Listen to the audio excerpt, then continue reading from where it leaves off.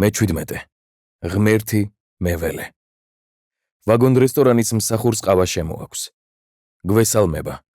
ბონჯორნო. იგულისხმება იტალიის მიწაზე ყველა მიცოდეს იტალიური. ცდილობ მოვიგონო ჩემი მცირე მარაგი. ისევ ფანჯრიდან ვიცქირებით. ლიანდაგის გაღმა გამოღმა ალუბლის, ვაშლის, ალუჩის ხეები აყვავებულან, ვეცხლის ვარსკვლავებით შემოსილი ჩიჩილაკები, მწვანე ჩაფხუტიანი მთები. ეს ტიროლური სახლები იმერულ ოდებს მოგვაგონებენ. ფერად-ფერადი ყვავილებით მოჩითული სანახები და მინდვრები. ნეტავ თუ რამე შეედრება სამხრეთის მინდვრის ყვავილების შვენებას. ნათესი ყამირების შავი და მწვანე ზოლები და გზაჯვარედინებზე, გაშლილ ველებზე და ნახნავებზე უშველებელი ძელის ჯვრები. ხელებ გაშლილი, შავ ძელზე მოლურსმული ქრისტე. რას არ მოიგონებენ ევროპელები?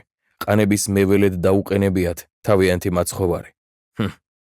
ისინი თვით ღმერთსაც იმსახურებენ, ვეუბნებით ჩემ მეინახეს. რას ნიშნავს მართლაც ამ შუა მინდვრებში ამართული ჯვარცმა? მეკითხება იგი. განა საფრანგეთში არ გინახავს, კათოლიკურ ქვეყნებში ყოველ ნაბიჯზე შეხვდები ამნაირ ჯვრებს მინდვრად. ხომ ხედავ აგერ ლიბანის ნაძვების გვერდით, კიდევ ჯვარცმა. გაზაფხულზე მღვდელი წინ წაუძღვება ხალხს, ყანებს და ჯეჯილებს ლოცავენ, ამ ჯვრებთან მიდიან და ლიტანიობენ.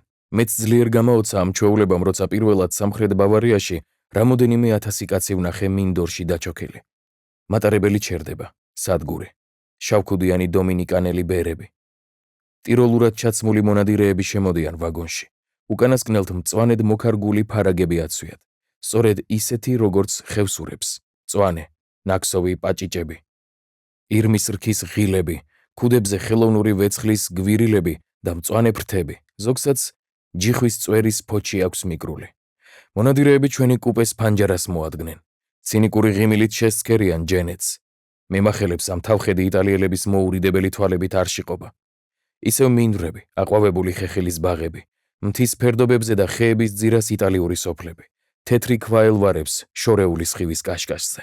ისევ ნათესები, ბოსტნები და ხოდაბუნები და გზაჯვარედინებზე ძელის ჯვარზე მილურსმული. ხელებ გაშლილი ქრისტე სტარაჯობს იტალიელი მეყანეების ნაჭირნახულებს. მართლაც, ღმერთი მეველე.